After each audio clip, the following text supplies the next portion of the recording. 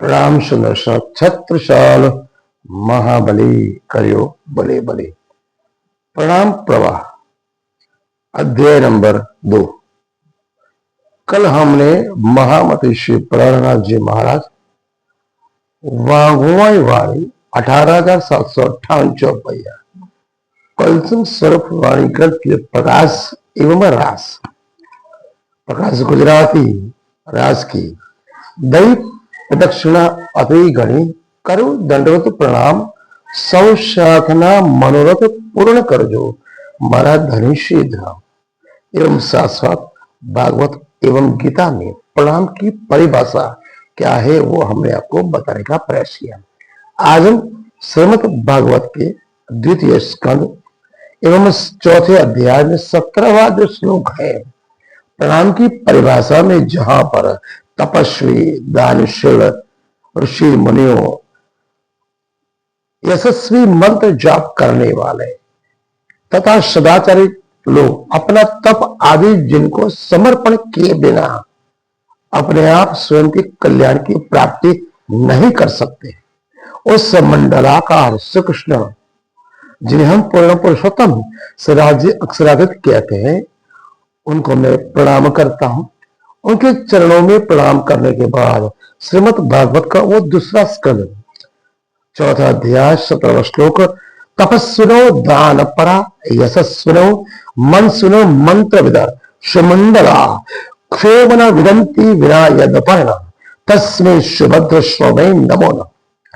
प्रणाम शब्द का ऐतिहासिक संदर्भ में अगर विश्लेषण करना यह कोई सामान्य सहज कारण नहीं, इनका मापदंड एवं मूल्यों की रक्षा व्याख्या आज तक की जितनी भी संस्कृति सतयुग द्वापर त्रेता और कलयुग अवधारण की चेतना में कभी भी पूर्ण नहीं हो सकता, क्योंकि प्रणाम शब्द हमारे आदर्श जीवन का वो शिष्टाचार संस्कृति है, जीवन की वो सर्वोच्च कल्पना है, जहां पर मानव जीवन का लोक धर्म एवं आत्मधर्म का आत्म चेतना का वो अविधार्य अंग है, जहां पर प्रणाम शब्द सर्ववाक्य अवधारणा जहां परोक्ष और प्रत्यक्ष रूप में अगर देखा जाए तो विश्व की प्रत्यक्ष संस्कृति जहां पर विद्यमान है वो पूर्वी हिंदू सभ्यता परंपरा, मुस्लिम परंपरा एवं ईसाई जो पश्चिमी परंपरा है, जहां पर किसी न किसी प्रकार से एक दूसरे को समझना देखना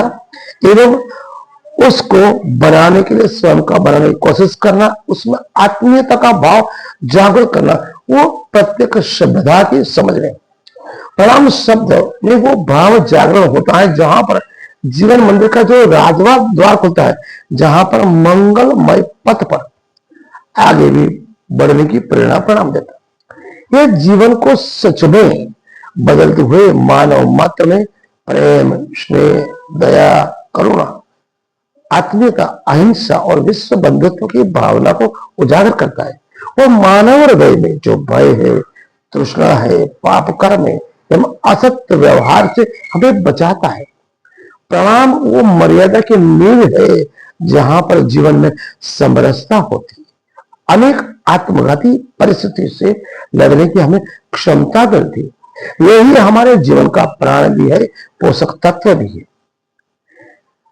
पूर्ण एवं परिपक्व जीवन का वो पुरुषार्थ है, जहां पर भारतीय जीवन दर्शन, भारतीय आध्यात्मिक परंपरा, गौरव परंपरा की पहचान वो प्रणाम है। इस जीवित परंपरा को पहचान बनाए रखने के लिए, जीवन के मूल्य है तक पहुंचने के लिए, आत्म साक्षात्कार करने के लिए, विश्व शांति एवं एकता के लिए वो महासंकल्प अगर चरितार्थ करता है, वो केवल और केवल नजारन संप्रदाय करता है।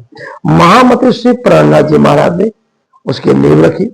18,758 चौपाइयां कुलजम स्वरूपवाणी समग्र विश्व के जितने भी धर्म है, हिंदू, मुस्लिम, सिख और ईसाई, सभी परंपराएं, भारतीय परंपरा, पश्चिमी परंपरा, मूलभूत सार गर्भित तत्व को जोड़कर विश्व मानव, विश्व संस्कृति, विश्व धर्म, सत्य धर्म, विनय इलाही धर्म, नजारन संप्रदाय, जिन्हें आजकल श्री कृष्ण प्रणामी धर्म भी कहा जा रहा है, जो मानव मात्र में एकता, समानता, प्रेम, स्नेह, दया और करुणा सिखाता है। वही श्री कृष्ण प्रणामी धर्म में सदगुरु एवं श्री कृष्ण के चरणों में कृपा के बिना कोई भी कार्य आप सफल नहीं बना सकते। अतः उनके चरणों में पुनः प्रणाम करके मैं आपसे सभी से निवेदन करता हूं। वो प्रणाम वो शब्द है एक दिल से दूसरे दिल को जोड़ता है। प्रणाम करने से सामने वाला व्यक्ति चाहे वो गुरु हो या सदगुरु हो, आपको भी वो प्रणाम करता है। प्रणाम एक दूसरे के आत्मा को जोड़ता है, परम तत्व को जोड़ता है। आज का अध्याय हम यहाँ पूर्ण करते हैं। प्रणाम प्रभा का दूसरा अध्याय मैंने आपको समझा, मन करे और चिंतन कर अगर टूटे है तो कमेंट में बताने की कृपा करेंगे।